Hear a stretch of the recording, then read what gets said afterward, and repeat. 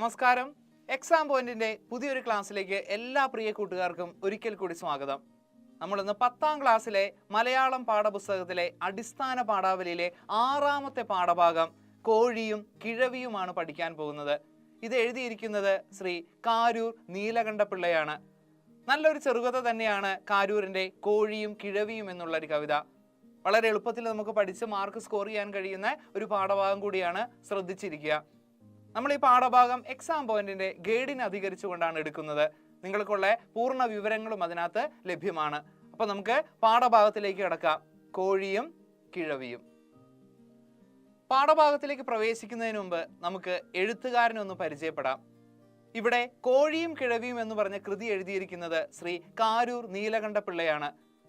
കാരൂരിന്റെ കഥകൾ എന്ന അദ്ദേഹത്തിന്റെ കഥാസമാഹാരത്തിലെ ഒരു ചെറിയ കഥയാണ് കോഴിയും കിഴവിയും. അധ്യാപക കഥകളിലൂടെ പ്രശസ്തനായിട്ടുള്ള എഴുത്തുകാരനായിരുന്നു ശ്രീ കാരൂർ നീലകണ്ഠപിള്ള. അദ്ദേഹം 1898 ഫെബ്രുവരി 22 ജനിക്കുന്നത്. മലയാള സാഹിത്യത്തിലെ മികച്ച ഒരു എഴുത്തുകാരൻ എന്നുള്ള പേരെടുത്ത ഒരു വ്യക്തി കൂടിയായിരുന്നു അദ്ദേഹം. സാഹിത്യ പ്രവർത്തക കോപ്പറേറ്റീവ് സൊസൈറ്റിയുടെ സ്ഥാപകന്മാരിലും ഒരാൾ കൂടിയായിരുന്നു അദ്ദേഹം. അദ്ദേഹത്തിന്റെ മരപ്പാവകൾ, പൂവൻ പഴം തുടങ്ങിയ കൃതികൾ മലയാള ചെറുകഥയിലെ ഏറ്റവും മികച്ച കഥകളിൽ ഒന്നായിട്ട് തെരഞ്ഞെടുത്തിട്ടുണ്ട്.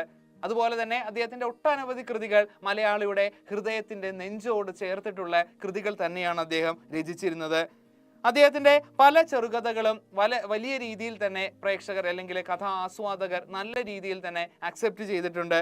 1960 ബാലസാഹിത്യത്തിനുള്ള കേരള സാഹിത്യ അക്കാദമി അവാർഡും അണക്കാരൻ എന്ന് പറഞ്ഞ കൃതിക്ക് അദ്ദേഹത്തിന് കേരള സാഹിത്യ അക്കാദമി അവാർഡും, അതുപോലെ തന്നെ 1969 മോതിരം എന്ന് പറഞ്ഞ ചെറുകഥയ്ക്ക് അദ്ദേഹത്തിന് കേരള സാഹിത്യ അക്കാദമിയുടെ മികച്ച കഥയ്ക്കുള്ള അവാർഡും ലഭിച്ചിരുന്നു.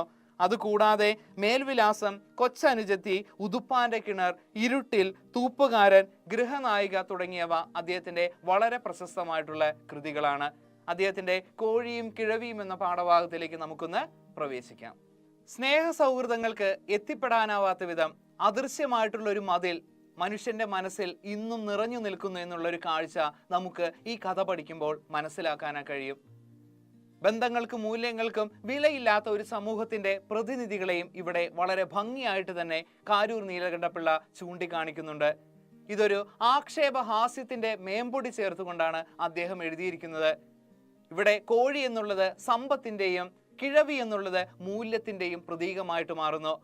പ്രധാനമായിട്ടും 3 കഥാപാത്രങ്ങളാണ് ഇവിടെ പ്രത്യക്ഷപ്പെടുന്നത്.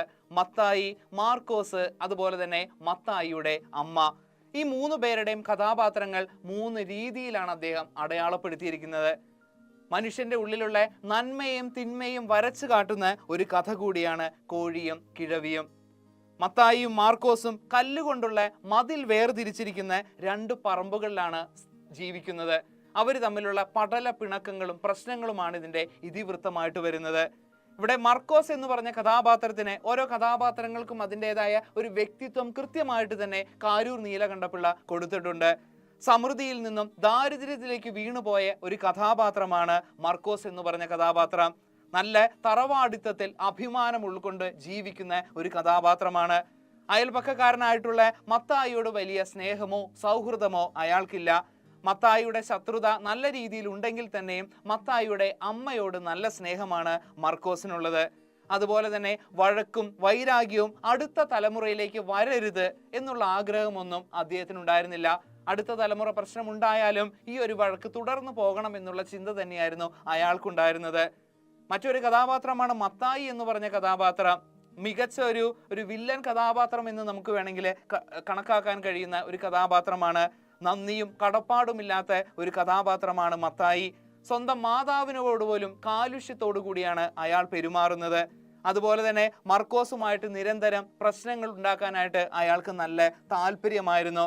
അതുപോലെ തന്നെ കള്ളക്കേസ് കൊടുത്തുകൊണ്ട് മർക്കോസിനെ ജയിലിൽ അടയ്ക്കാൻ വരെയുള്ള ശ്രമം അയാൾ നടത്തിയിരുന്നു. ഇവിടെ നന്മയുടെ പ്രതീകമായിട്ട് വരുന്ന ഒരു കഥാപാത്രമാണ് മത്തായിയുടെ അമ്മ. നിറഞ്ഞ സ്നേഹമുള്ള ഒരു കഥാപാത്രം, ഒരു കൃത്യമായിട്ടുള്ള ഒരു അമ്മയുടെ പ്രതീകം തന്നെയാണ് ഇവിടെ മത്തായിയുടെ അമ്മ എന്ന് പറഞ്ഞ കഥാപാത്രം. ഗ്രാമീണതയുടെ പ്രതീകമാണ് അവര്. അതുപോലെ തന്നെ ജീവിതം ഒരു പോരാട്ടമായി കണ്ടിരുന്ന ഒരു സ്ത്രീയായിരുന്നു ഇവിടെ മത്തായിയുടെ അമ്മ. അതുപോലെ തന്നെ നല്ല രീതിയിൽ പൊരുതിയാണ് ജീവിതം മുന്നോട്ട് കൊണ്ടുപോകുന്നത്. അതിൻ്റെ ഒരു അധ്വാനത്തിൻ്റെ ആ ഒരു അഭിമാനം അവരുടെ മനസ്സിൽ എപ്പോഴും ഉണ്ട്. പലപ്പോഴും അധ്വാനിച്ച് തന്നെയാണ് അവർ ജീവിത വിജയം നേടിയത്. അതുപോലെ തന്നെ അഭയം നൽകിയ കുടുംബത്തോട് മർക്കോസിനോടും എല്ലാം തന്നെ നിറഞ്ഞ സ്നേഹമുള്ളൊരു നല്ല നന്മയുള്ളൊരു കഥാപാത്രം കൂടിയാണ് മത്തായിയുടെ അമ്മ. അപ്പൊ കഥാപാത്രങ്ങളെ കുറിച്ച് ഒരു വ്യക്തമായിട്ടുള്ള ഒരു ധാരണ ലഭിച്ചു എന്ന് വിചാരിക്കുന്നു. 3 കഥാപാത്രങ്ങളെ സ്വഭാവം കൃത്യമായിട്ട് മനസ്സിലാക്കുക: മത്തായി, മാർക്കോസ്, അതുപോലെ തന്നെ മത്തായിയുടെ അമ്മ. ഇനി നമുക്ക് കഥയിലേക്ക് പ്രവേശിക്കാം. ടെക്സ്റ്റ് ബുക്ക് നോക്കിയിരിക്കുക, നമുക്ക് വായിക്കാം. ഓക്കെ.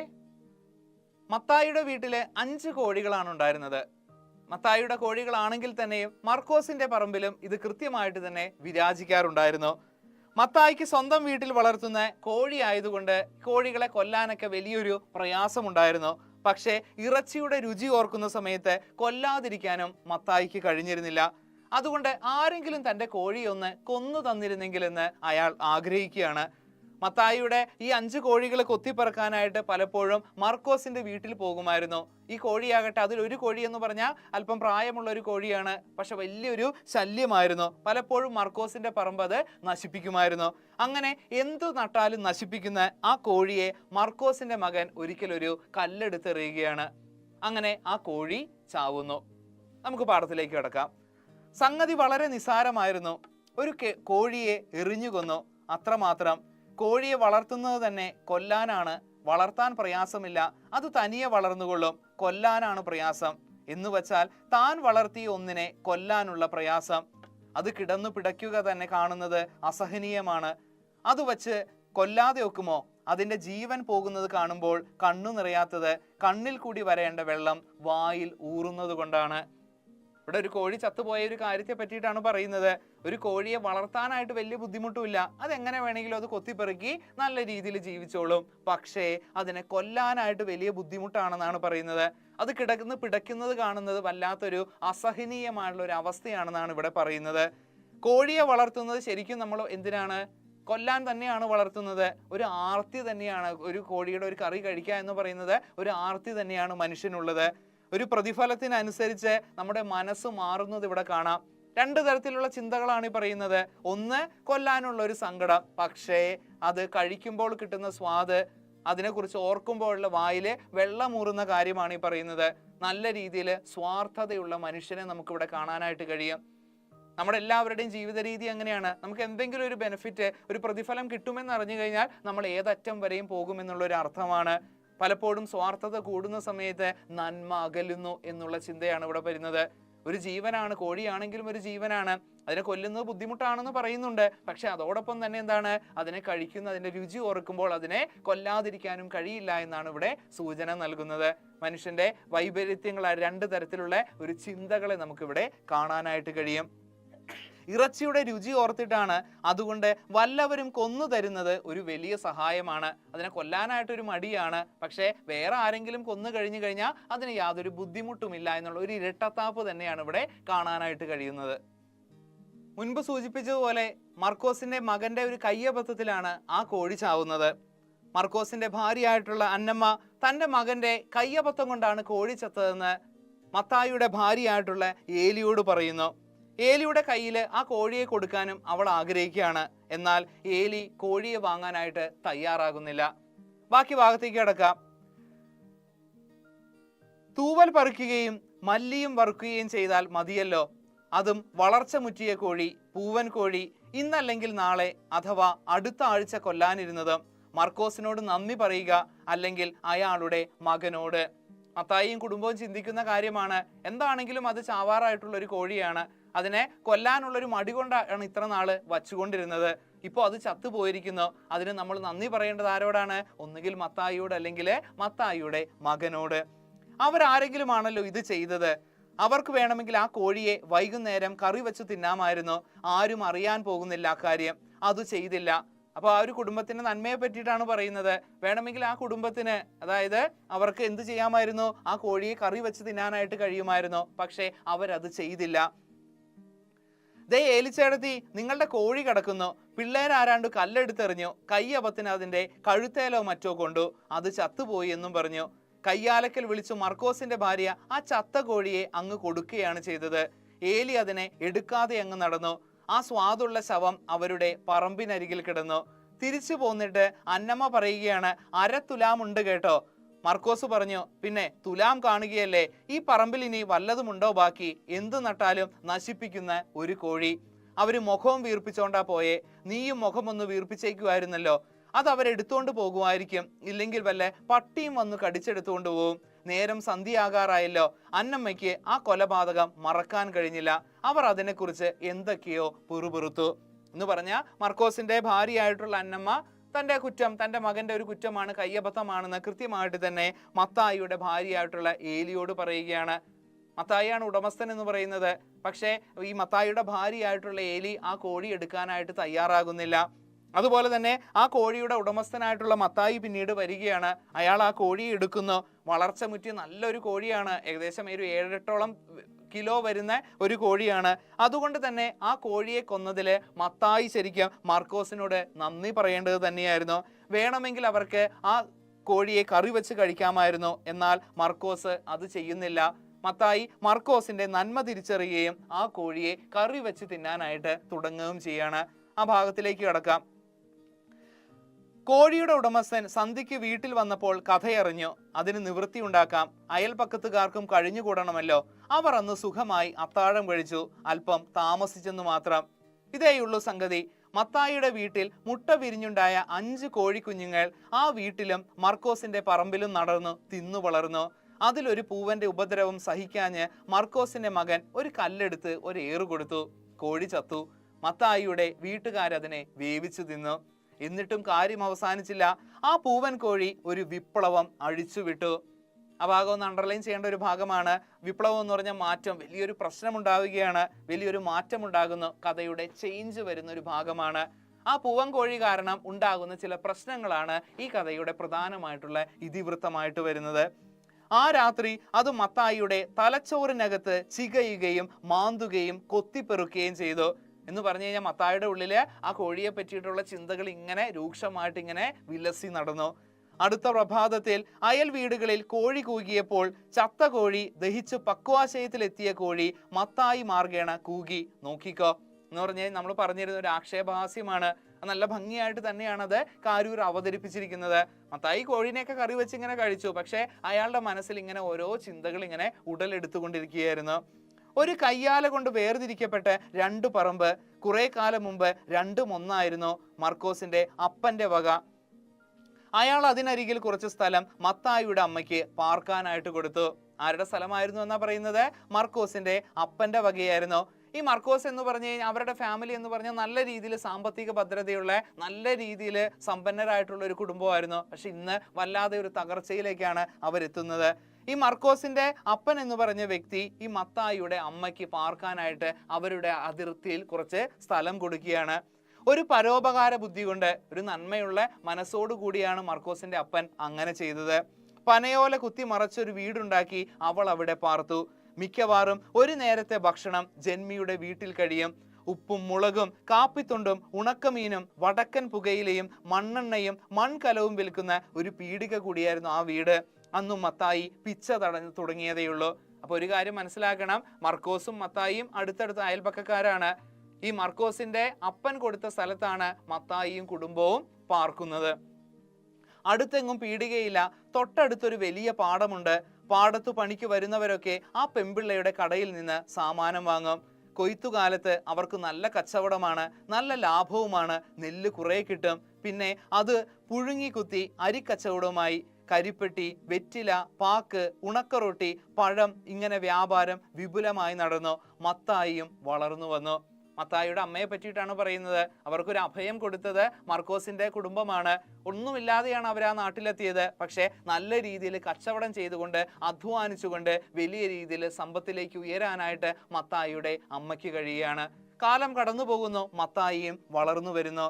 ചക്കരക്കാപ്പി, പുട്ട്, അങ്ങനെ പലചരക്കുകടയും കാപ്പിക്കടയും നടത്തി ഈ കുടുംബം കുറേശ്ശെ നല്ല നിലയിലേക്ക് നീങ്ങി.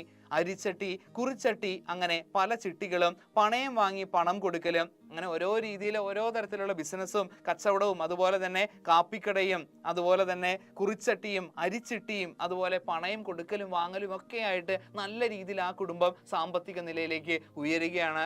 ഒന്ന് ഓർക്കുക, ഒരു സ്ത്രീയുടെ കഠിനമായിട്ടുള്ള അധ്വാനം അവിടെ കാണാൻ കഴിയുന്നത്. ഒരു തുണ്ട് സ്ഥലം പോലും ഇല്ലായിരുന്നു. മർക്കോസിന്റെ ഒരു അച്ഛന്റെ ഒരു ദയയിലാണ് അവർ ആ ഒരു രീതിയിൽ ജീവിച്ചു തുടങ്ങിയത്. പിന്നീട് അധ്വാനത്തിലൂടെ നല്ല രീതിയിൽ സാമ്പത്തിക ഭദ്രത നേടാനായിട്ട് മത്തായിയുടെ അമ്മയ്ക്ക് കഴിഞ്ഞിരുന്നു. ആകെ കൂടി കൊള്ളാം, ചെലവാണെങ്കിൽ 2 വയറിനു മാത്രം. കർത്താവ് ഈശോ മിശിഹാ തമ്പുരാന്റെ കൃപ, കെട്ടിയോൻ കള്ളുപുകല ചുമടിന് പോയി ഇടികൊണ്ട് ചത്തതുകൊണ്ട് അവൾക്ക് വന്ന ഭാഗ്യം. ഇവിടെ കെട്ടിയോൻ മരിച്ചു പോയത് ഭാഗ്യം എന്നുള്ള ഒരു അർത്ഥമാണ് ഇവിടെ കൊടുത്തിരിക്കുന്നത്. അതിന് കാരണം എന്ന് പറഞ്ഞു കഴിഞ്ഞാൽ, ഈ മത്തായിയുടെ അമ്മ അല്ലെങ്കിൽ മത്തായിയുടെ അച്ഛൻ എന്ന് പറയുന്നത് എന്നും കള്ളു കുടിച്ച് നടക്കുന്ന ഒരു വ്യക്തിയായിരുന്നു. കുടുംബം നല്ല രീതിയിൽ നോക്കിയിരുന്നില്ല. അയാൾ പെട്ടെന്ന് മരിച്ചത് കൊണ്ടാണ് ആ മത്തായിയുടെ ഭാര്യയ്ക്ക് ഒരു സമാധാനവും അവരുടെ കച്ചവടവും നല്ല രീതിയിൽ വളർന്നതും. അല്ലെങ്കിൽ കിട്ടുന്ന പണം മുഴുവൻ അയാൾ കള്ളു ഷാപ്പിൽ കൊണ്ടുപോയി കൊടുത്തേനെ എന്നാണ് ഇവിടെ പറയുന്നത്.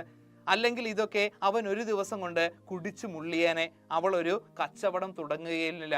അത് തന്നെയാണ് പറയുന്നത്. നല്ല രീതിയിൽ ജീവിച്ചുകൊണ്ടിരുന്നതാണ്. ഭർത്താവ് മരിച്ച് സത്യം പറഞ്ഞു കഴിഞ്ഞാൽ ഇവിടെ ഭാര്യയ്ക്ക് അല്ലെങ്കിൽ മത്തായിയുടെ അമ്മയ്ക്ക് ഒരു ആശ്വാസം തന്നെയായിരുന്നു. അല്ലെങ്കിൽ അത് മുഴുവൻ കള്ള് ഷാപ്പിൽ കൊണ്ടുപോയി കൊടുക്കുമെന്നാണ് ഈ വരികളിൽ പറയുന്നത്. കഴിഞ്ഞ ഭാഗത്തിൽ മത്തായിയുടെ അമ്മയെ പറ്റിയും അവരുടെ കുടുംബത്തിന്റെ വിശേഷങ്ങളുമാണ് പറഞ്ഞിരുന്നത്.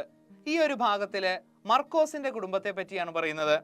മർക്കോസിന്റെ അച്ഛന്റെ ഒന്നാമത്തെ തൊഴിൽ എന്ന് പറയുന്നത് പള്ളിയിൽ പോകും, രണ്ടാമത് കൃഷിയുമായിരുന്നു. അപ്പോൾ നമ്മുടെ മർക്കോസിന്റെ വീട്ടിലാണെങ്കിൽ സാമാന്യം സ്വത്ത്, ഒന്നാമത് പള്ളിയിൽ പോകും, രണ്ടാമത് കൃഷിയും, തൊഴിലായിട്ടൊരു കാർണോര്, ആഭിജാത്യത്തിന്റെ കാവൽക്കാരിയായ ഒരു ഗ്രഹനായിക, പോരാ ആണ്ടിലാണ്ടിൽ പെറുന്ന സ്വഭാവക്കാരിയും, ഒരു ജലദോഷം പോലും വരാത്ത പിള്ളേരും, ഐശ്വര്യം നിറഞ്ഞ വീട്. അവിടെ മൂപ്പരും മൂപ്പത്തിയും തമ്മിൽ ഒരു കാര്യത്തിൽ ഭിന്നിപ്പുണ്ടായിരുന്നു. ആൺപിള്ളേരെ പെറണമെന്ന് മൂപ്പര്, പെൺപിള്ളേരെ മാത്രമേ പെറുകയുള്ളൂ എന്ന് മൂപ്പത്തിയാരും. മർക്കോസിന്റെ അച്ഛന്റെ ഒന്നാമത്തെ തൊഴിൽ എന്ന് പറയുന്നത് പള്ളിയിൽ പോക്കാണെന്ന് പറയുന്നു. നല്ല രീതിയിൽ ദൈവവിശ്വാസമുള്ള ഒരു കഥാപാത്രമായിരുന്നു മർക്കോസിന്റെ അപ്പൻ. രണ്ടാമത്തെ തൊഴിൽ എന്ന് പറയുന്നത് കൃഷിയായിരുന്നു. അദ്ദേഹത്തിന്റെ പ്രധാനപ്പെട്ട ഉപജീവന മാർഗം, വരുമാന മാർഗം എന്ന് പറയുന്നത് കൃഷിയായിരുന്നു. മർക്കോസിന്റെ അച്ഛന് പരമ്പരാഗതമായിട്ട് നല്ല സ്വത്തുണ്ടായിരുന്നു. നല്ല രീതിയിൽ സ്വത്തുള്ള ഒരു ആഭിജാത്യമുള്ള ഒരു കുടുംബത്തിൽ തന്നെയായിരുന്നു മർക്കോസ് വന്ന് പിറന്നത് എന്നർത്ഥം. കുലശ്രേഷ്ഠതയുള്ള ഭാര്യയായിരുന്നു മർക്കോസിന്റെ അമ്മ. നല്ല ആഭിജാത്യമുള്ള, നല്ല തൻ്റെ ഇടമുള്ള ഒരു സ്ത്രീ തന്നെയായിരുന്നു. കൂടാതെ വർഷാവർഷവും പ്രസവിക്കുന്ന ഒരു സ്വഭാവവും അവർക്കുണ്ടായിരുന്നു. എന്ന് പറഞ്ഞു കഴിഞ്ഞാൽ എല്ലാ വർഷവും സന്താനങ്ങൾ ഉൽപ്പാദിപ്പിക്കുക അവരുടെ ഒരു ഹോബി തന്നെയായിരുന്നു എന്നർത്ഥം. അവരുടെ കുട്ടികൾക്ക് ഒരു ജലദോഷപ്പനി പോലും വരാതെയാണ് അവർ സൂക്ഷിച്ചിരുന്നത്. അത്ര നല്ല രീതിയിൽ തന്നെയാണ് ആ കുടുംബത്തെ അവർ നെഞ്ചേറ്റിയിരുന്നത്. വളരെയേറെ ഐശ്വര്യം നിറഞ്ഞ ഒരു കുടുംബം തന്നെയായിരുന്നു മർക്കോസിൻ്റെതെന്ന് ഇവിടെ എഴുത്തുകാരൻ പറയുന്നു. അങ്ങനെ വർഷാവർഷം മർക്കോസിന്റെ ഭാര്യ പ്രസവിക്കുകയാണ്. 7 പെൺകുട്ടികളായിരുന്നു അവർക്കുണ്ടായിരുന്നത്. പിന്നീടാണ് ഒരു ആൺകുട്ടി അവസാനമായിട്ട് പിറക്കുന്നത്. അതാണ് മർക്കോസ് എന്ന് പറഞ്ഞ കഥാപാത്രം. പെൺപിറന്നവരുടെ വാശി ജയിക്കുകയും അതുകൊണ്ട് ക്രമേണ കുടുംബം ക്ഷയിക്കാൻ ഇടവരികയും ചെയ്തു. ഈ പെൺകുട്ടികൾ നിരന്തരം ഇങ്ങനെ വന്നതുകൊണ്ട് തന്നെ കുടുംബത്തിനൊരു അത്താണിയായിട്ട് ആൺകുട്ടി ഇല്ലാത്തത് കൊണ്ട് പയ്യെ പയ്യെ ആ കുടുംബം ക്ഷയിക്കാനായിട്ട് തുടങ്ങി. നല്ല രീതിയിൽ സ്വത്തുള്ള, പാരമ്പര്യമായിട്ട് സ്വത്തുള്ള ഒരു തലമുറയായിരുന്നു, അല്ലെങ്കിൽ തറവാടായിരുന്നു മർക്കോസിൻ്റെത്. പക്ഷേ അത് പയ്യെ പയ്യെ ക്ഷയിക്കാൻ തുടങ്ങുന്നു. നന്നായി വന്നോട്ടെ എന്ന് കരുതിയല്ല, ഒരു ദുർബല നിമിഷത്തിൽ ഭാര്യ തോറ്റുകൊടുത്തു. ഭാര്യ എങ്ങനെയാണ് തോറ്റു കൊടുക്കുന്നത് എന്നുള്ള കാര്യമാണ് പറയുന്നത്. ഒരാണിനെ പെറ്റു, അവനാണ് മർക്കോസ്. 7 പെങ്ങന്മാർ ഇടയ്ക്കൊരു കുഞ്ഞാങ്ങളെ വന്നത് നന്നായി. പിറകെ വന്ന 5 പേരെയും മൂത്ത 2 പേരെയും അങ്ങനെ 7 പെങ്ങന്മാരെ കെട്ടിച്ചു കൊടുക്കാൻ അവനെ ഉണ്ടായിരുന്നുള്ളൂ. അപ്പോഴേക്ക് അപ്പനും അമ്മയും മരിച്ചു. ഈ 7 പെൺകുട്ടികളുടെ 7 സഹോദരിമാരുടെയും ചുമതല നോക്കേണ്ട ഉത്തരവാദിത്തം ആർക്കായിരുന്നു? മർക്കോസിനായിരുന്നു. 7 പേരെയും അദ്ദേഹം ഇങ്ങനെ കല്യാണം കഴിപ്പിച്ചയച്ചു. അതോടുകൂടി പൂർണ്ണമായിട്ട് ആ കുടുംബം തകരാൻ തുടങ്ങി. ഇതിനിടയിൽ മർക്കോസിന്റെ അപ്പനും അമ്മയും മരിക്കുകയും ചെയ്തു. അങ്ങനെ മുകളിൽ നിന്ന് കീഴോട്ട് ഊർന്നിറങ്ങുന്ന മർക്കോസും താഴെ നിന്ന് മേലോട്ട് വളരുന്ന മത്തായിയും അയൽപക്കക്കാരായിട്ട് പാർത്തു. 2 പേർക്കും അവരവരുടെ കാര്യമായി. ചെറുപ്പത്തിലെ ചെങ്ങാത്തം തേഞ്ഞു മാഞ്ഞു പോയി. എന്താണ് സംഭവിച്ചത്? മർക്കോസിന്റെ കുടുംബം ഉയരത്തിൽ നിന്ന് താഴേക്കും, അതുപോലെ മത്തായിയുടെ കുടുംബം താഴ്മയിൽ നിന്ന് ഉയർച്ചയിലേക്കും പയ്യെ വന്നുകൊണ്ടിരിക്കുകയാണ്. അവർ അയൽപ്പക്കക്കാരായിരുന്നു. ആദ്യമൊക്കെ നല്ല സൗഹൃദമായിരുന്നു. പക്ഷെ വളർന്നപ്പോൾ ആ സൗഹൃദമൊക്കെ പയ്യെ പയ്യെ തേഞ്ഞു മാഞ്ഞു പോവുകയാണ്. കാറ്റു മാറി വീശി മർക്കോസ് ക്ഷീണിച്ചപ്പോൾ മത്തായി സഹായിച്ചു തുടങ്ങി. ആദ്യം ഇവിടെ ആലോചിച്ച് നോക്കുക, മത്തായിയുടെ അമ്മ വന്ന സമയത്ത് അവർക്കൊരു ആശ്രയം കൊടുത്ത്, അഭയം കൊടുത്ത്, സ്ഥലം കൊടുത്തത് മർക്കോസിന്റെ അച്ഛനായിരുന്നു. പക്ഷേ ഇന്നിപ്പോൾ മർക്കോസ് ക്ഷീണിച്ചപ്പോൾ മത്തായിയാണ് സഹായിച്ചു തുടങ്ങുന്നത്. എന്തും ലോകത്തിൽ എപ്പോൾ എങ്ങനെ വേണമെങ്കിലും സംഭവിക്കാം എന്നുള്ള അർത്ഥം ഇവിടെ നമുക്ക് കാണാം. പരോപകാര ബുദ്ധി കൊണ്ടല്ല, ഉപകാര സ്മരണ കൊണ്ടുമല്ല, അവൻ അവിടെ ഒരു പുര വയ്ക്കാൻ കുറച്ചുകൂടെ സ്ഥലം വേണം. മർക്കോസിന് കുറെ പണവും വേണം. മർക്കോസിന്റെ പറമ്പ് ചെറുതായി, വന്നു കയറിയവന്റെ വീതം വലുതും. ഒരിക്കലും പരോപകാര പുണ്യം കൊണ്ടല്ല ചെയ്തത്.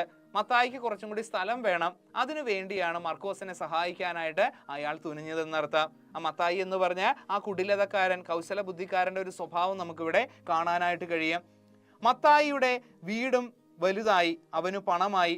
മർക്കോസിനെ കുറിച്ച് നിന്നയം. ഒന്ന് ആലോചിച്ച് നോക്കണം, മത്തായി എന്ന് പറഞ്ഞ കഥാപാത്രത്തെ മർക്കോസ് ഒരിക്കലും ഉപദ്രവിച്ചിട്ടില്ല. അയൽപക്കക്കാരായി താമസിക്കുന്നു എന്ന് മാത്രമേ ഉള്ളൂ. മർക്കോസിന്റെ അപ്പനാണ് മത്തായിയുടെ കുടുംബത്തിന് സ്ഥലം കൊടുത്തത്. പക്ഷേ പിന്നീട് ഒരു നിന്ദയായിരുന്നു. മർക്കോസിനെ കാണുമ്പോൾ തന്നെ വല്ലാത്തൊരു ദേഷ്യമായിരുന്നു മത്തായിക്കുണ്ടായിരുന്നത്. വല്ലാത്തൊരു നിന്ദയുള്ള ഒരു കഥാപാത്രം തന്നെയാണ് നമുക്ക് കാണാൻ കഴിയുന്നു. അവർ അടുത്തു താമസിച്ചിട്ടും തീരെ അകന്നുപോയി. ഉള്ള സ്ഥലം കൂടി എഴുതി തന്നേച്ച് അതിന്റെ വില മേടിച്ചുകൊണ്ട് മലബാറിലെങ്ങാനും പോകരുതോ എന്ന ഭാവമാണ് മത്തായിക്കുള്ളത്. അവര് അടുത്തടുത്താണ് താമസിക്കുന്നതെങ്കിലും മനസ്സുകൾ വല്ലാതെ അകന്നു പോയി കഴിഞ്ഞിരിക്കുന്നു. എങ്ങനെയെങ്കിലും ഉള്ള സ്ഥലമൊക്കെ തനിക്ക് എഴുതി തന്നിട്ട് ഇയാൾക്ക് മലബാറിലെങ്ങാനും പോയി താമസിച്ചുകൂടെ എന്നുള്ള ഭാവമായിരുന്നു മത്തായിക്കുണ്ടായിരുന്നത്. അയൽപക്കത്ത് അത്താഴ പഷ്ണിക്കാർ പാർത്താൽ അതൊരു സ്വൈര്യക്കാടാണെന്ന് അവനറിയാം. എങ്ങനെയും ഇവിടെ നിന്ന് പറഞ്ഞു വിടണം. ചില്ലറ ശല്യങ്ങൾ ചെയ്തു തുടങ്ങി. അത്താഴ പഷ്ണിക്കാരനായിട്ട് മാറിക്കഴിഞ്ഞിരിക്കുന്നു മർക്കോസ്. അയാൾ അവിടെ നിന്ന് കഴിഞ്ഞാൽ അതൊരു രസമല്ല, അതൊരു സ്വൈര്യക്കേടാണെന്നാണ് മത്തായി ചിന്തിക്കുന്നത്. ഈ മാർക്കോസിന്റെ ഒരു അവസ്ഥ വല്ലാത്ത രീതിയിൽ അയാളെ ബുദ്ധിമുട്ടിച്ചു എന്നുള്ളത് അർത്ഥം തന്നെ. ഒരിക്കലും ഒരു തരത്തിലുള്ള സഹതാപമോ അതുപോലെ തന്നെ പരോപകാരമോ മനസ്ഥിതിയോ ഒന്നുമില്ലാത്തൊരു കഥാപാത്രമാണ് മത്തായി എന്ന് നമുക്ക് നിസ്സംശയം പറയാം. മർക്കോസ് പിടയ്ക്കുന്ന ഭാഗത്തിന്റെ എതിര് പിടിക്കുക എന്നത് മത്തായിയുടെ വ്രതമായി. എന്തു കാര്യം മർക്കോസ് പറഞ്ഞു കഴിഞ്ഞാലും അതിനെ എതിർക്കുക എന്നുള്ള സ്വഭാവമായിരുന്നു മത്തായിക്കുണ്ടായിരുന്നത്. അവരുടെ ഇടയിലുള്ള കയ്യാൽ ഇടിഞ്ഞു പോയാൽ അത് കുത്താതെ കിടക്കും. എതിരാളി സമ്മതിക്കുകയില്ല എന്ന് പറഞ്ഞു കഴിഞ്ഞാൽ മതിലിന്റെ ഭിത്തിയോട് ചേർന്നിട്ടുള്ള ഒരു ഭാഗം, അതിർവരമ്പിൽ എന്തെങ്കിലുമൊക്കെ ഇടിഞ്ഞു പൊളിഞ്ഞ് വീണ് കഴിഞ്ഞാൽ അത് അങ്ങോട്ടും ഇങ്ങോട്ടും ശരിയാക്കാനായിട്ട് ആരും തയ്യാറായിരുന്നില്ല. ചീഞ്ഞളിയുന്ന വസ്തുക്കൾ അയൽക്കാരന്റെ പറമ്പിലേക്ക് എറിയും. തൊട്ടടുത്ത വീട്ടിൽ പാർക്കുന്ന ശത്രുക്കൾക്ക് എന്തെല്ലാം ഉപദ്രവങ്ങളാണ് ചെയ്യാൻ കഴിയുക അതൊക്കെ ചെയ്യും മത്തായി.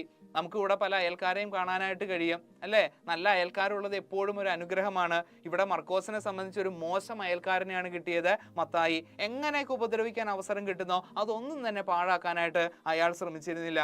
അതായത് നല്ല രീതിയിൽ ഉപദ്രവങ്ങളെല്ലാം തന്നെ, മോശമുള്ള വസ്തുക്കൾ, ചീഞ്ഞളിഞ്ഞ വസ്തുക്കളെല്ലാം തന്നെ മർക്കോസിന്റെ കുടുംബത്തിലേക്ക് എറിയാനായിട്ട് അയാൾക്ക് യാതൊരു മടിയുമില്ലായിരുന്നു. അയാളുടെ അമ്മയ്ക്ക് ഈ നന്ദി കേടിൽ പ്രതിഷേധമുണ്ട്. ആ വരി ഒന്ന് ശ്രദ്ധിക്കുക. അമ്മ എന്ന് പറഞ്ഞ കഥാപാത്രം നമ്മൾ ആദ്യമേ പറഞ്ഞിരുന്നു അമ്മയുടെ സ്വഭാവം എങ്ങനെയാണെന്ന്.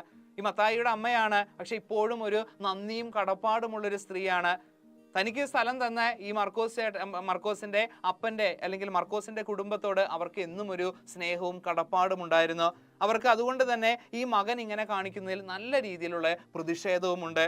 എന്നാലും ഒരമ്മയാണല്ലോ, തൻ്റെ കുഞ്ഞു ചെയ്യുന്നതിൽ ദോഷം കാണാൻ അവർക്ക് ശേഷിക്കുറവാണ് എന്ന് പറഞ്ഞു കഴിഞ്ഞാൽ എന്താണ് അർത്ഥം? കാര്യം തെറ്റാണെന്ന് അവർക്ക് മനസ്സിലായെങ്കിലും തൻ്റെ മകൻ ചെയ്തത് കൊണ്ട് തന്നെ അവർക്ക് പൊറുക്കാനായിട്ട് യാതൊരു കുഴപ്പവുമില്ല.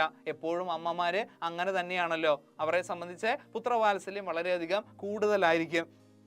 എൻ്റെ അപ്പൻ ഒരു മാടം വെച്ചു കിടക്കാൻ സമ്മതിച്ചില്ലെങ്കിൽ ഇതുങ്ങൾ വല്ല വഴിയിലും കിടന്ന് തൊലഞ്ഞേനെ എന്ന് മർക്കോസ് ചിലപ്പോൾ പറയും. ദേഷ്യം വരുമ്പോൾ, സങ്കടം വരുമ്പോൾ പറയും എൻ്റെ അപ്പൻ ഇവർക്ക് സ്ഥലം കൊടുത്തില്ലായിരുന്നെങ്കിൽ ഇവർ വല്ല വഴിയിലും കിടന്ന് ചത്തേനെന്ന്. അത് അയാളുടെ ഒരു പ്രതിഷേധമാണ്, ഇഷ്ടക്കേടാണ്. അതുപോലെ തന്നെ ഉള്ളിലുള്ളൊരു വേദന കൂടി കാണാൻ കഴിയും.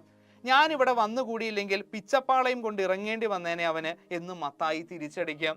മത്തായി എന്താ പറയുന്നത്? ഞാനിപ്പോൾ അവനെ നല്ല രീതിയിൽ സഹായിക്കുന്നുണ്ട്. ഞാനിപ്പോൾ വന്ന് സ്ഥലമൊക്കെ വാങ്ങിച്ച് പണം കൊടുത്തില്ലായിരുന്നെങ്കിൽ അവൻ്റെ കുടുംബം പിച്ചച്ചട്ടി എടുക്കേണ്ടി വരുമെന്ന് മത്തായിയും തിരിച്ചടിക്കാറുണ്ട്.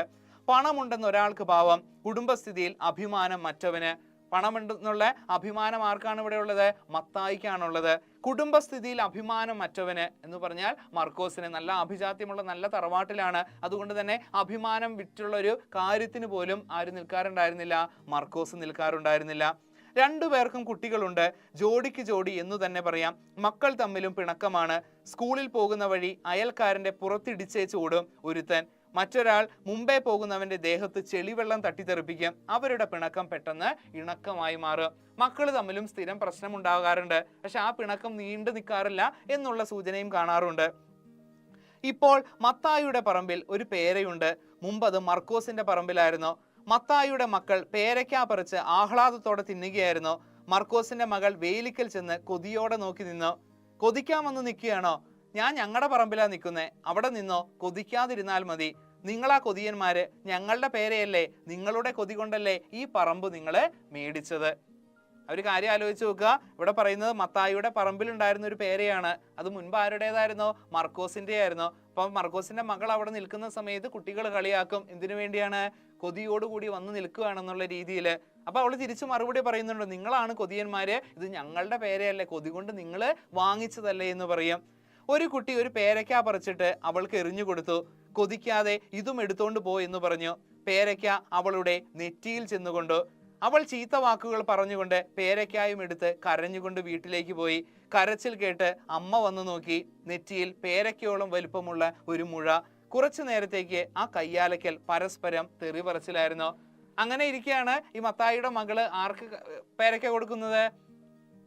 മർക്കോസിന്റെ മകൾക്ക് പേരയ്ക്ക കൊടുക്കുന്നത്. അത് കൃത്യമായിട്ട് ആ കുട്ടിയുടെ നെറ്റിയിൽ തന്നെയാണ് വന്നുകൊണ്ടത്. അത് വീണ്ടും വലിയൊരു കലാപത്തിനും പ്രശ്നത്തിനും ഉണ്ടാവാനുള്ള ഒരു കാരണമായി. അങ്ങനെ ഓരോ രീതിയിൽ ദിവസവും കഴിയും തോറും ആ കുടുംബങ്ങൾ തമ്മിലുള്ള ശത്രുത ഇങ്ങനെ വർദ്ധിച്ചു വരികയാണ്. ഇനി നമുക്ക് അടുത്ത ഭാഗത്തിലേക്ക് പ്രവേശിക്കാം. അങ്ങനെ ആ പ്രശ്നം വലിയ വഴക്കോടുകൂടിയാണ് അവസാനിച്ചത്. പിറ്റേ ദിവസത്തെ ആ ഒരു രംഗത്തിലേക്ക് നമുക്ക് നോക്കാം.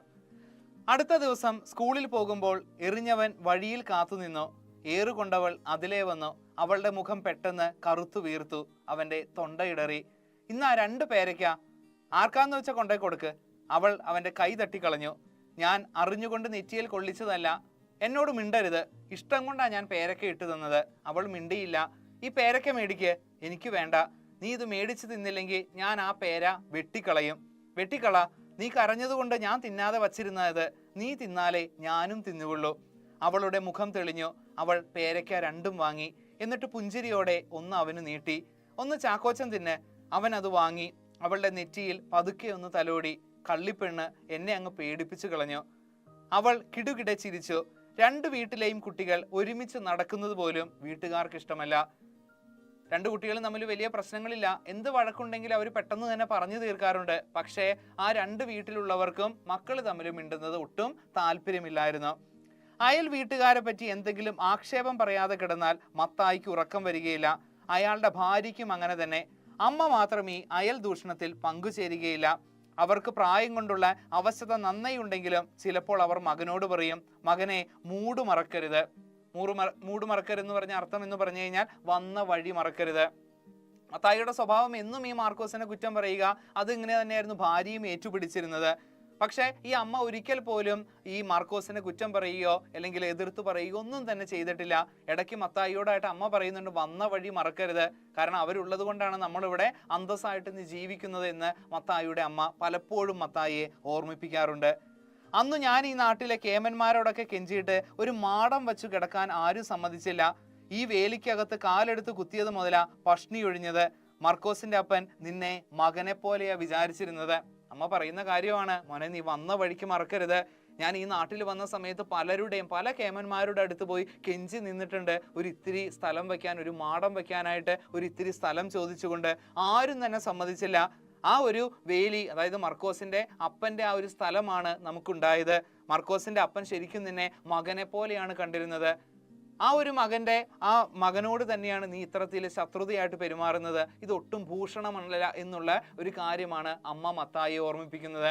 ഇതിലൂടെ കണക്കാക്കാവുന്ന ചില കാര്യങ്ങളുണ്ട്. നന്ദി കെട്ട ചില സമൂഹം, അല്ലേ? ഒന്ന് സഹായിച്ചു കഴിഞ്ഞാലും തിരിഞ്ഞു നോക്കാത്ത, കഷ്ടപ്പാടും ദുരിതവും വരുമ്പോൾ തന്നെ സഹായിച്ചവരെ പോലും മറക്കുന്ന ചില കഥാപാത്രങ്ങളുണ്ട്. അതിൻ്റെ ഒരു നേർചിത്രമാണ്, അതിൻ്റെ ഒരു പ്രതീകം തന്നെയാണ് ഇവിടെ മത്തായി എന്ന് പറഞ്ഞ കഥാപാത്രം. വേണമെങ്കിൽ മർക്കോസുമായിട്ട് പ്രശ്നങ്ങൾ അയാൾക്ക് തീർക്കാമായിരുന്നു. വലിയ രീതിയിലുള്ള പ്രശ്നങ്ങളൊന്നുമില്ല. അയാളെ സംബന്ധിച്ച് മർക്കോസ് ഇവിടെ ജീവിക്കാനായിട്ട് പാടില്ല, മലബാറിൽ വല്ല സ്ഥലം വാങ്ങി പോകണം എന്നുള്ള ആഗ്രഹം മാത്രമാണ്. അതിനു വേണ്ടിയാണ് പലതരത്തിലുള്ള ഉപദ്രവങ്ങൾ നിരന്തരം അയാൾ ചെയ്യുന്നത്. ഇതിന് കുട പിടിക്കാനായിട്ട് ഭാര്യയുമുണ്ട്. പക്ഷെ ഒരിക്കൽ പോലും മത്തായിയുടെ അമ്മ നില വിട്ട് സംസാരിച്ചിട്ടില്ല. അതുപോലെ മർക്കോസിനോട് നല്ല സ്നേഹത്തോടു കൂടി തന്നെയാണ് ആ പാവം അമ്മ പെരുമാറിയതും.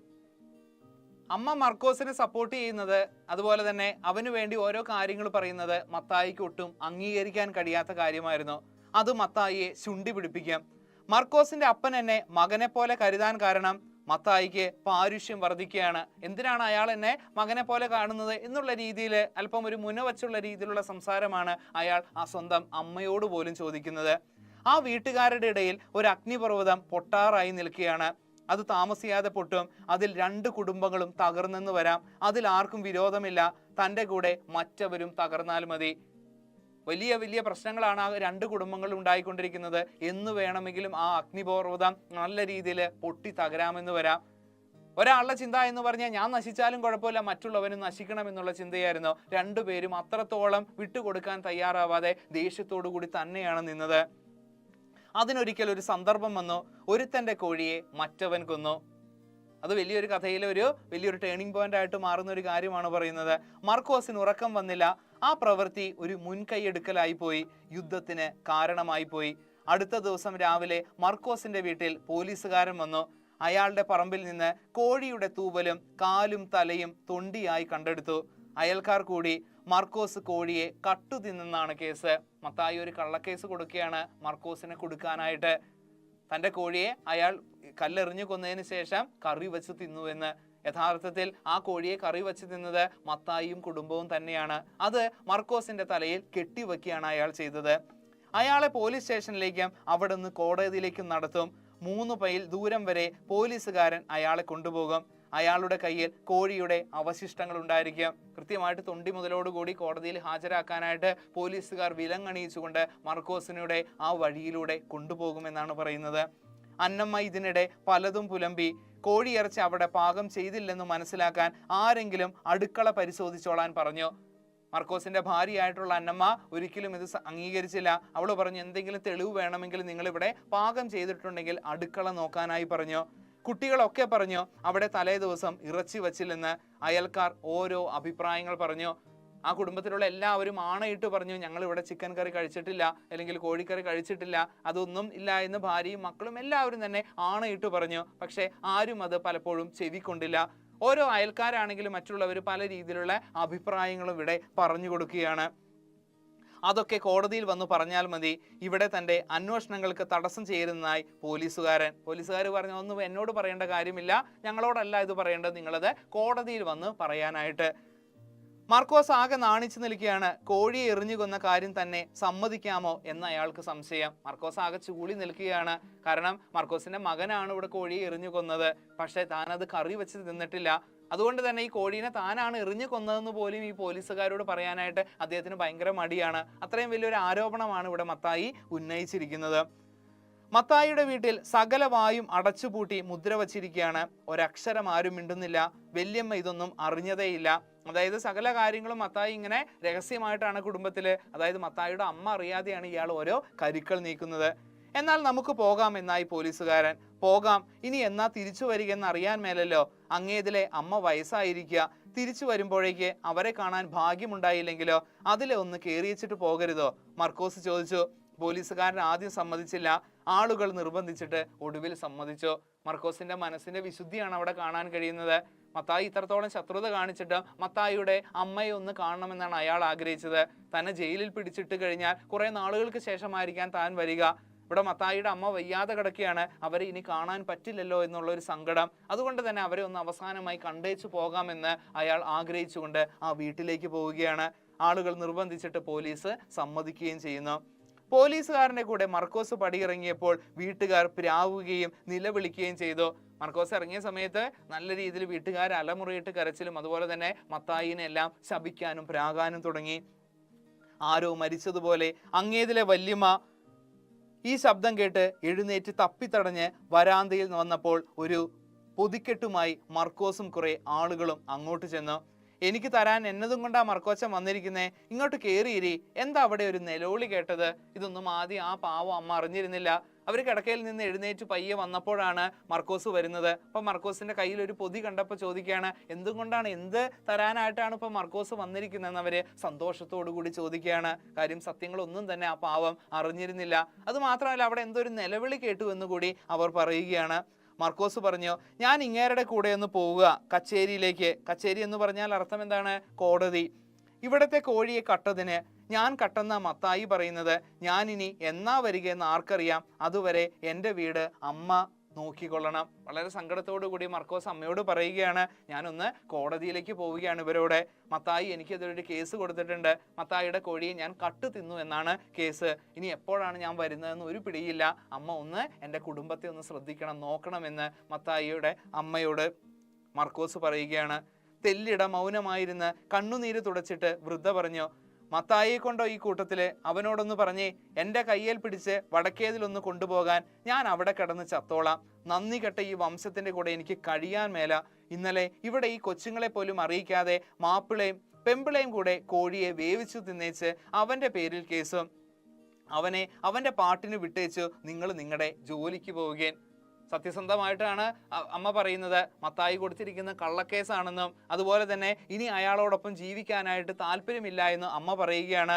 ഈ നന്ദി കെട്ട വംശത്തിന്റെ കൂടെ കഴിയാനായിട്ട് ഒട്ടും താല്പര്യമില്ല എന്ന് അമ്മ വളരെ സങ്കടത്തോടു കൂടി പറയുകയാണ്. എന്നെ വടക്കേതിലേക്ക് കൂട്ടിക്കൊണ്ട് അവിടെയുള്ള ഇരുട്ടുമുറിയിൽ ഇട്ടുകൊണ്ട് അവിടെ എങ്ങാനും കിടത്ത്, ഞാൻ ചത്തോളാം എന്നാണ് സങ്കടത്തോടു കൂടി മത്തായിയുടെ അമ്മ പറയുന്നത്. നീതിക്ക് വേണ്ടി പോരാടുന്ന ഒരു കഥാപാത്രം തന്നെയാണ് അവർക്ക് ഈ തിന്മ കാണുന്ന സമയത്ത് പ്രതികരിക്കാതിരിക്കാനായിട്ട് കഴിഞ്ഞില്ല. ഇന്നലെ അതിനുശേഷം അവർ നടന്ന സംഭവങ്ങൾ കൃത്യമായിട്ട് പറയുകയാണ്. ഇന്നലെ കൊച്ചുങ്ങളെ പോലും അറിയിക്കാതെയാണ് മത്തായിയും ഭാര്യയും, അതാണ് പറയുന്നത്, മാപ്പിളയും പെമ്പിള്ളയുടെയും കൂടി കോഴിയെ കറി വെച്ച് തിന്നു എന്ന് പറയുന്നത്. എന്നിട്ട് ആ പാവം മർക്കോസിന്റെ പേരിൽ കേസ് കൊടുത്തേക്കാണ്. ഇതൊന്നും കണ്ടു നിൽക്കാനുള്ള ശക്തി എനിക്കില്ല എന്ന് ആ പാവം അമ്മ പറയുകയാണ്. നിങ്ങൾ ദയവ് ചെയ്ത് മർക്കോസിനെ വെറുതെ വിടണമെന്ന്, എന്നിട്ട് നിങ്ങൾ നിങ്ങളുടെ പാട്ടിന് പോകണമെന്ന് പോലീസുകാരോട് അവർ അഭ്യർത്ഥിക്കുകയാണ്. വല്യമ്മ എഴുന്നേറ്റ് മുറ്റത്തേക്ക് ഇറങ്ങി. മത്തായി പടിക്ക് വെളിയിൽ ചാടി. വല്യമ്മ മർക്കോസിനെ കെട്ടിപ്പിടിച്ച് ഉമ്മ കൊടുത്തിട്ട് പറഞ്ഞു, എൻ്റെ മകനെ, ഈ നന്ദി കെട്ടവരുടെ ഇടയിൽ നിന്ന് കർത്താവ് എന്നെ ഒന്നങ്ങ് വിളിച്ചിരുന്നെങ്കിൽ. വേഗം തന്നെ അമ്മ പുറത്തേക്ക് കടക്കുകയാണ്. എന്നിട്ട് വല്യമ്മ മർക്കോസിനെ കെട്ടിപ്പിടിച്ചൊരു ഉമ്മ കൊടുക്കുന്നു. എന്നിട്ട് പറയാണ്, മോനെ, ഈ നന്ദി കെട്ടവരുടെ ഇടയിൽ നിന്ന് എന്നെ ഒന്ന് കർത്താവ് വേഗം ഒന്ന് വിളിച്ചിരുന്നെങ്കിൽ എന്ന്. അത്രത്തോളം രൂക്ഷമായിട്ടുള്ള, എത്രത്തോളം ഒരു മോശം പ്രവൃത്തിയാണ് മത്തായി ചെയ്തത്. മർക്കോസിനെ കള്ളക്കേസ്, വലിയ പ്രശ്നങ്ങളൊക്കെ അവർ തമ്മിൽ ഉണ്ടാകാതിരിക്കാം, പക്ഷെ ഒരു പോലീസ് കേസോളം എത്തിക്കുക എന്ന് പറഞ്ഞു കഴിഞ്ഞാൽ മത്തായിയുടെ മനസ്സിൽ എത്രത്തോളം വിഷമുണ്ടായിരുന്നു, ദേഷ്യമുണ്ടായിരുന്നു, പകയുണ്ടായിരുന്നു എന്ന് കൃത്യമായിട്ട് മനസ്സിലാക്കാനായിട്ട് കഴിയും. അതൊരിക്കലും തന്നെ അംഗീകരിക്കാൻ കഴിയാത്ത പാവം അമ്മയാണ് മത്തായിയുടെ അമ്മ. അതുകൊണ്ട് തന്നെയാണ് തൻ്റെ മുന്നിൽ കരഞ്ഞുകൊണ്ട് നിൽക്കുന്ന മർക്കോസിനെ അവർ കെട്ടിപ്പിടിക്കുകയും അതുപോലെ തന്നെ കർത്താവ് എന്നെ ഒന്ന് വിളിച്ചിരുന്നെങ്കിൽ എനിക്കൊന്ന് മരിച്ചാൽ മതി എന്നുള്ള ചിന്ത അവരോട് പങ്കുവയ്ക്കുന്നത്. ഈ വയ്യാവയിൽ നിന്ന് തല വലിക്കാൻ മത്തായി കുറെ പാടുപെടേണ്ടി വന്നു.